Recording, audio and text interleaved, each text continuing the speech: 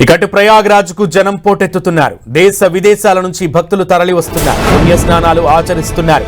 ఇప్పటివరకు త్రివేణి సంగమంలో 10 కోట్లకు పైగా భక్తులు పుణ్య స్నానాలు ఆచరించారని ఉత్తరప్రదేశ్ ప్రభుత్వం ప్రకటించింది.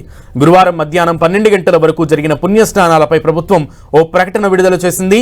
రోజు రోజుకు భక్తుల సంఖ్య పెరుగుతోందని తెలిపింది. ఇప్పటివరకు త్రివేణి సంగమంలో 10 కోట్లకు పైగా భక్తులు పుణ్య స్నానాలు ఆచరించారని వెల్లడించింది. గురువారం మధ్యాహ్నం వరకు 30 లక్షల మంది పుణ్యస్నానాలు చేసినట్లు తెలిపింది.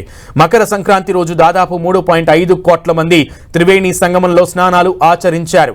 దీంతో పండుగల వేళలో స్నానాల ప్రదేశంలో భక్తుల సంఖ్యపై పరిమితులు విధించింది.